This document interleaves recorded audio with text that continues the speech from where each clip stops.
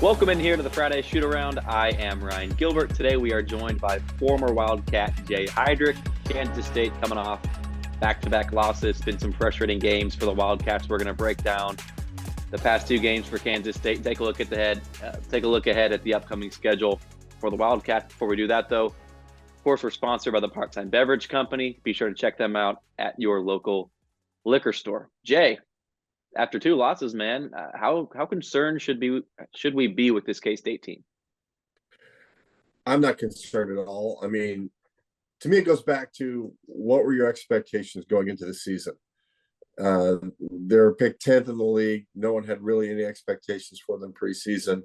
And as disappointing as the last few games have been, they're still a top 25 team. They're still in line to get a top 4 seed in the NCAA tournament. They're still in the championship in the Big 12 championship discussion. But so, what are you really upset about if you're a K-State fan right now? I read all these posts on social media and different places that say, "Oh, the honeymoon's over." I'm not giving him a free pass anymore. Okay, so you're not giving him a free pass. What happens after that? I think that K-State fans just really need to enjoy the journey and realize how far we've come in such a short period of time, and just go out and support the guys. It doesn't mean you can't be frustrated. It doesn't mean you can't be disappointed. But some of the things I'm seeing are just silly, and they'll get it figured out. With that being said, though, this K-State team, maybe the effort hasn't been there the last couple of games. How much better can the Wildcats better can they get? When you look at the last 6-7 games, how much better can this team get from what we've seen lately? I think they have a chance to be really special when they've shown early on in the year when they play hard and they play smart, they can beat anybody. But when they turn the ball over and they're lazy on D and have soft rotations, then they're just not very good.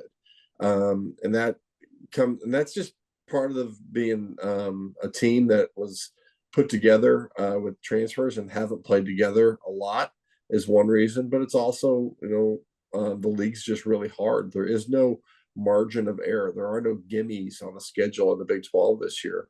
So what K-State has to do is go out and find that energy and that focus and discipline that they played with early on in the season. Get back to just trying to make a play. Don't make the play. Just make a play is all you have to do.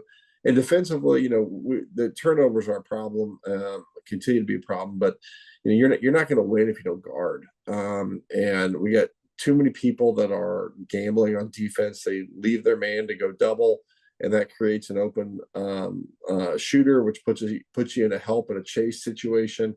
But especially when playing a team like Tech or Iowa State, in low possession games, low scoring games, low pace games, giving up easy baskets and turning the ball over penalize even more.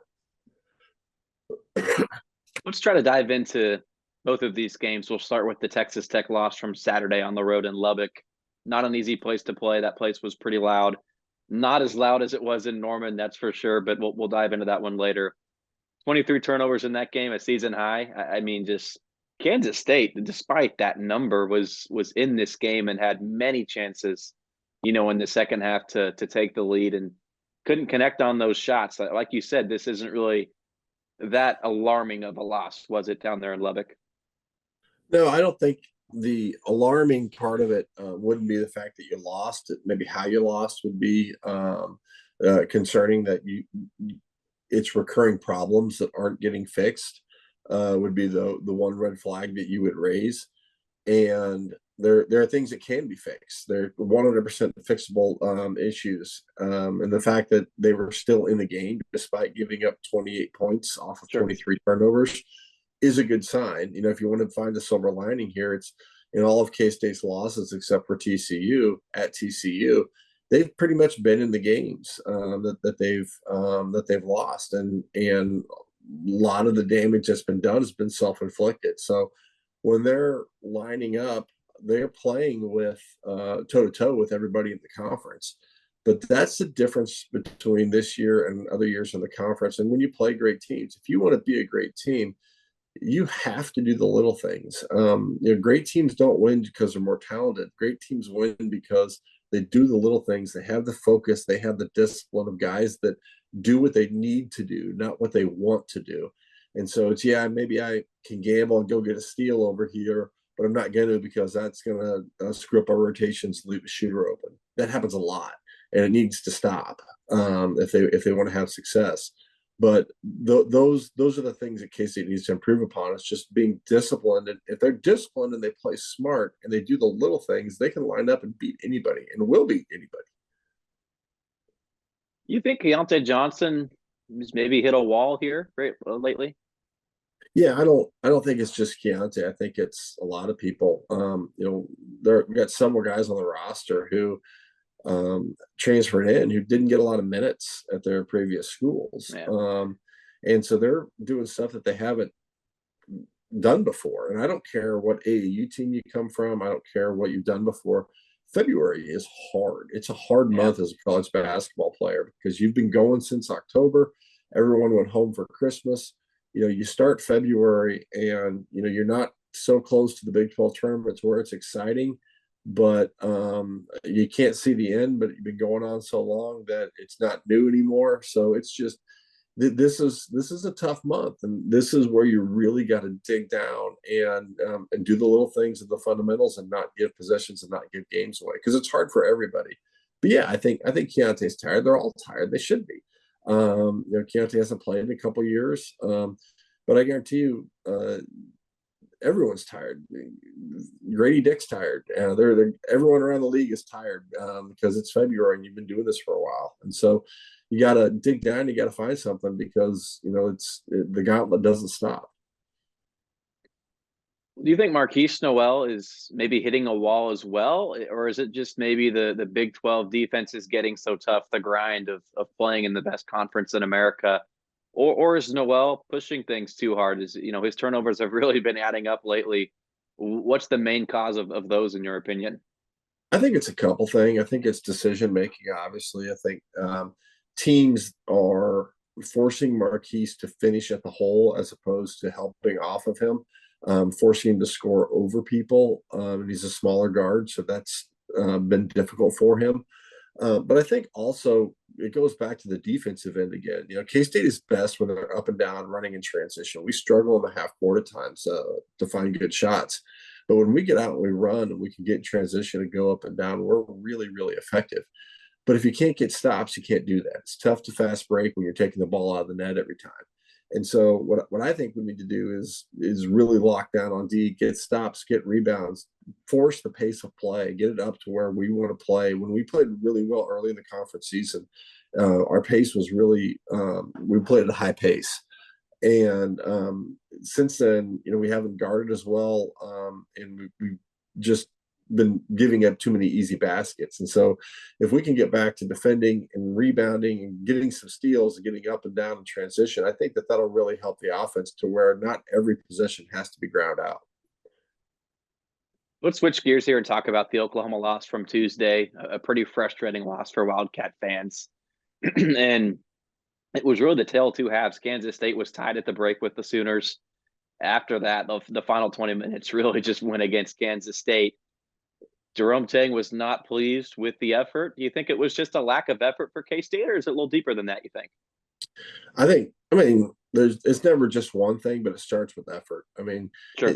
You can try to fix everything via coaching, but you can't coach effort. And that was what was really disappointing from my standpoint. Is you went into the game with Texas losing, you had a chance to reclaim, get within a game again of the lead, be right in the mix of conference championship talk. And you just go out, and I understand if you play poorly. I understand if you miss shots. I understand if the ball doesn't bounce your way. But it's really disappointing when all that's in front of you and you just don't show up effort wise. And that's just something these kids got to learn. Again, they're all being asked to do something different than they did last year, and all of this is new to them: new place, new roles, new coach, new teammates. And you can say, yeah, we're almost to March though, Jay, and that's not an excuse anymore. And it's not. Lack of effort is never an excuse, but the reason for it is they're learning too, and they're trying to figure it out. And I'm hoping that those lessons are being learned now. that they're understanding that come February, if you want to win games in this conference, you have to show up, because if you don't, you're not only going to get beat, you're going to get embarrassed like they did on Saturday. Kansas State, there's no easy wins in the Big 12. It's such a tough conference. But with Kansas State losing these 2 games on the road to probably on paper the 2 easiest road games of the season, to lose those 2, how frustrating is that? And Kansas State winning on the road against Texas and Baylor early on in Big 12 plays those are 2 big wins, but you kind of offset them with the easier games on the road that they lose. Sure. I mean, I think that it goes back again to what were your expectations going into the season. I expected K-State to be up and down. Actually, I didn't know what to expect coming into the season. I don't think anybody really did. No. Right. But I think early on we expected that it would be up and down, and it has been. It's been exactly that. And so you lost a couple that you probably shouldn't have lost, but you won a couple that you probably shouldn't have won, potentially. Some would argue, but at the same time too, that's happened to everybody across the league. Yeah. This isn't just a K-State thing. It's just, when I said this after we beat Tech at home, I think they were 0-7 in conference at the time when we beat them at home. And I remember watching that game and leaving thinking, that is a dang good basketball team. And the fact that they're 0-7 in conference, and I think they're like 5 points away from being, 5-2 or something like that. That just shows you how difficult the conference is. So you can say, yeah, we should have. Those are 2 road games that we should have got. But remember, Oklahoma beat Alabama by 25 or something in Norman. And Texas Tech, has now 3 top 15 wins at home in Lubbock. So it's hard to look at any game and say, man, that's one we should have won on the road in Oklahoma or in Lubbock. But what's difficult is that you had chances to win them. And we didn't. And so that's the frustrating part. Whether you should have or not is irrelevant. It's the fact that we had chances to win and then we weren't able to capitalize on it. We'll go ahead and take a quick break here on the Friday Shoot Around. I am Ryan Gilbert. He is Jay Heidrick. Once again, we're sponsored by the Part-Time Beverage Company. Welcome back in here to the Friday Shoot Around. I am Ryan Gilbert. Today we're joined by former Wildcat Jay Heidrick. As always, we're sponsored by the Part-Time Beverage Company. Be sure to check them out at your local liquor store. Jay, we'll hop into these 2 games that K-State has coming up against Iowa State and Baylor, both of these coming at home in Bramlage. We'll touch on these 2 games, but also I kind of want to just dive into individual players. But before we do that, though, your overall thoughts on the upcoming 2 games. Excuse me. Yeah, they're going to be tough. Just like we've talked about, they all are. Iowa State's going to be searching for a win. They've been struggling a little bit of late as well. They have not played well on the road. So I think that is a game that we can get. The problem with Iowa State is they're going to slow it down. They're going to want to just grind it out. We're going to have to defend. They run really good offense. They move, they cut, and K-State has struggled at times this year with their switching defense, losing cutters, losing shooters. And so it'll be interesting to see what adjustments Coach Tang and staff make for Saturday against the Cyclones to offset the good motion that Iowa State runs. With Baylor, Baylor's Baylor. They're coming to find themselves a little bit towards the end of the season. A team that started 0-3 in conference, and now you look at the top, and there's Baylor again. Seems like they're just a staple up there every year. That's a little more conducive to K-State style of play. They want to push the ball, go up and down a lot like K-State does. Obviously, Coach Tang spent 18 seasons with Scott Drew, so it's something where I think that'll be a good matchup. But again, I think that Baylor has more offensive weapons than Kansas State does. And so K-State's really going to have to guard, because that's not a team that you can just give up easy baskets to and expect to get them back on the other end. So it'll be 2 quality matchups for sure. It'll be 2 great challenges. But again, if K-State takes care of business and does the things and corrects the things that it can correct, I think that they'll pull out both those wins, because road games are just so hard to win in the Big 12 this year. Usually here on the shoot around, we kind of talk about things globally with the team. But Jay, let's dive into some of these players for Kansas State, because everybody talks about Noel and Johnson like we did in the first half, but Kansas State's going to need third scorers to step up night in and night out. It doesn't maybe have to be that same guy every night, but it's got to be somebody. Noel and Johnson are tremendous. They can't do it all. So let's start with Naquan Tomlin. In the non-con, he was really that guy. And Big 12's tough. He's new to basketball, relatively speaking. Can he replicate the last two games that he's had in the Big 12? Because against Texas Tech and OU, he got double figures each game. Yeah, and K-State's definitely going to need that. They're going to need someone who can attack, and that's a kid who can get you easy buckets. He can get you offensive rebounds. He's versatile. He can take his guy off the dribble to the hole. He can shoot it a little bit from outside. What I want to see from Naquan is just aggressiveness. He's an elite athlete. There's been several times where he gets a drive to the hoop, and he tries to go around someone with the ball. I just want to see him elevate and dunk over somebody when he does that, and not try to roll it in or finger roll it in or lay it up. Just go dunk on somebody. He was doing that earlier on in the year. I want to see him get back to that. I think that if he can take that aggression to the next level, then I think that'll help his confidence. And again, I think this goes for all of them. When you're in a slump, I tell kids all the time when I'm talking to them about whether they're in college or high school or whatever. My advice is find one thing. Don't worry about it. I'm scoring, I'm not rebounding, I'm not guarding. Find one thing. Go out and be the best at one thing on the floor. I'm going to be the best rebounder today. I'm going to be the best defender today. I'm going to be the best passer, the best screener, something that is other than scoring. And go do that and focus on that. And what you'll find is if you focus on that one thing, everything else just kind of falls into place. And all of a sudden you look up and you say, I'm going to be the best rebounder today. And you've got 3 putbacks and 12 points. So I think that's a kid that can really help you on the offensive end just by getting some cheap buckets. And he also has the capacity to be a great defender as well, too, with his versatility. We talk about that on the offensive end, but on the defensive end, he can cause matchup problems as well. Let's talk about Cam Carter. His offense clearly is an elite, so to speak, but does his defense outweigh that? Does that earn him a starting spot?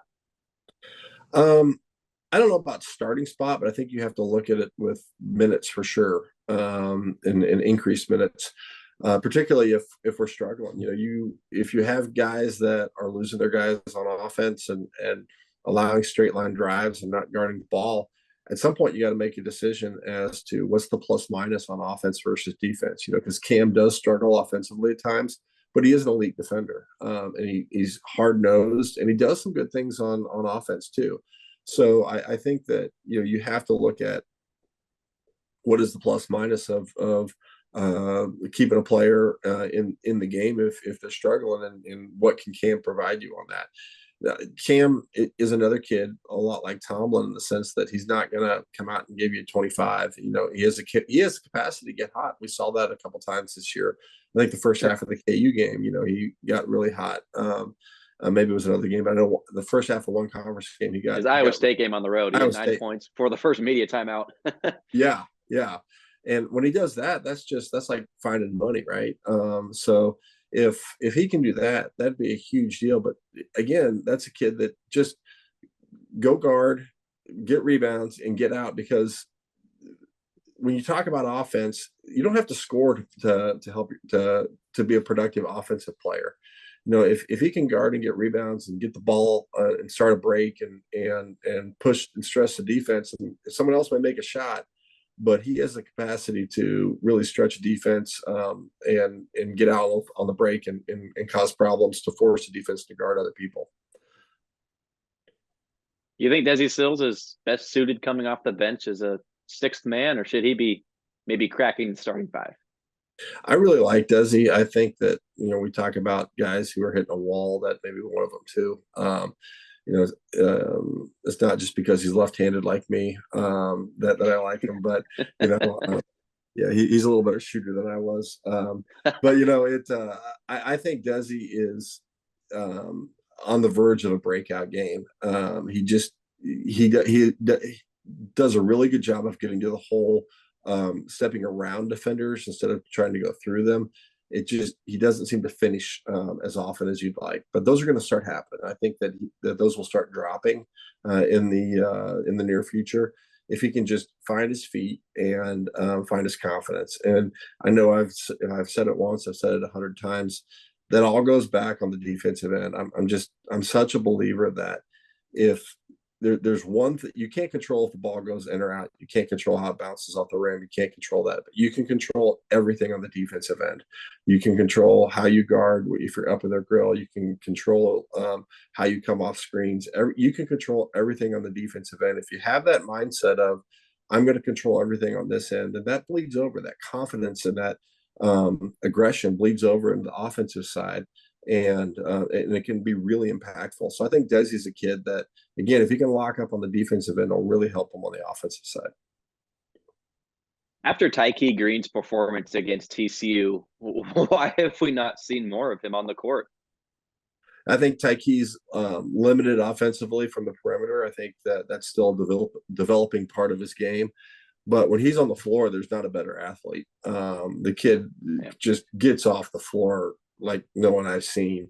And at TCU, you look at the things he did with the lobs. He didn't do anything flashy. He wasn't, making step back 3-pointers. He wasn't doing anything crazy like that. He just played hard. He was getting to the rim. He was attacking, and he played really well defensively. So that's just the example of what I've been talking about, of a kid that can provide you offense because he's providing energy on defense. And I think that's when we talk about how kids are worn down and they're getting beat up and everything, creating your own energy, creating your own momentum is something that's huge, particularly on the road. When you're at home, you can feed off the fans a little bit, but if you can create your own energy and your own momentum, that's huge. And Taike's an energy guy that can, go get a lob and get the crowd going or get your team going at least. Or he can come down the other side and throw a shot off the backboard on a block on the defensive end and get the break going. So he's got a lot of capabilities to be a spark plug there. And he's just going to keep developing. But he's definitely been a spark plug so far the last couple of games. And I would like to see more of him. Yeah, defense creates offense, like you said. And Taike, is he the most athletic guy on the court? Yes. Is he the best guy on the court, overall with the game of basketball? No, but just when he checked into that TCU game, he was really the difference maker for Kansas State. So his defense and his athleticism down low is something that I'd like to see more of, on the court for Kansas State. Obviously, we don't see what goes on behind closed doors in practice and all that stuff. But yeah, I'm with you. I'd like to see more of him. But we talk about defense. Another guy that maybe doesn't have the best defense is Masood. He's probably on the court for his offensive capabilities, so to speak. It's kind of like Cam Carter. Like, does his 3-point shooting abilities, does that outweigh his poor defense? Yeah, that's interesting. I view Ish as kind of like a DN3 type guy, that you see in the NBA a lot. Where he has the capacity to come in and knock shots down and be, give you some energy off the bench. If he can defend in those spurts as well too, just come in and go all out and defend for those spurts, get a couple shots, come out and serve that role. I think that'd be great. He does struggle on defense at times, his rotations, and he's being asked to play the forward. He's not a true post player, so he gets when people get physical with him in the post, he has a hard time defending that. But he's also, it's interesting. I don't know what his role is right now. I don't know what David Gassan's role is too. There's another kid that needs to could be really helpful to K-State from an offensive standpoint, because it's when Gassan was out, Ish was clearly the replacement for him, and I thought Ish did admirable at the job. He made a couple big shots, had a huge defensive play against KU to secure that win. But since then, we haven't seen Gassan, but we also haven't seen Ish. So it'll be interesting to see how Coach Tang plays those minutes moving forward. It'd be great to see Gassan get back to the lineup full time. Jay, we'll wrap it up with this and talk about Bebe. You mentioned Gassan not being out on the court with his with his injuries and now his illness that he's dealing with. I've always kind of viewed Bebe as just sort of a role player, but last couple of games, I've got to give credit where it's due. Bebe's played some solid minutes for Kansas State. He's not going to be that guy that goes out and takes over a game, scoring 25, 30 points, but he rebounds, hits his free throws, he boxes out, he takes charges. Can Bebe take that step forward? Do you think his ceiling is just kind of being that role player? I think he's going to be more of a role player. Does that mean that he's not? Does that mean he's not capable of giving you 15 to 20 on a given night? No, he can get hot just like anybody can. But as to what you expect from him night in, night out, he's probably that 6 to 8 points, 6 to 8 rebound type of guy. When we talk about effort, the one thing, he's the one kid that you don't ever have to question on effort wise. That kid busts his butt. He runs the floor every single time. If you watch the games and you watch people getting up and down, he is the one guy who is just running hard every single time. And people don't understand how important that is, because when you get 5 guys who run the floor hard, it really puts a lot of stress on the defense to get back, because you're putting them in chase situations. They're just chasing you now. And if that's a big man diving to the block, if that's guards running to the corners, whatever, you want the defense to chase you. And if all you're doing is standing or jogging up and down, you're not putting any pressure on the defense to chase you. And so Baby does a really good job of just playing hard and getting down the floor and forcing his man to guard him. And if his man has to guard him, then that means his man is not as capable of helping off, doing those things, which helps the offensive flow. But we got to get 5 guys playing as hard as Baby does. Jay, I appreciate you hopping on with us and sort of breaking down every player really for Kansas State. Jay, you're out in Alabama, right? So this was not easy for you to make time with us, was it? No, it's all right, man. I enjoyed doing it. I'm out here at the UAB. My daughter is a freshman softball pitcher at Lindenwood University, and they're playing at the Blazers tomorrow. So I'm going to go watch the softball tomorrow. Have a blast, Jay. Wish your daughter the best of luck. Once again, I'm Ryan Gilbert. He's Jay Heidrick. This is the Friday Shoot Around.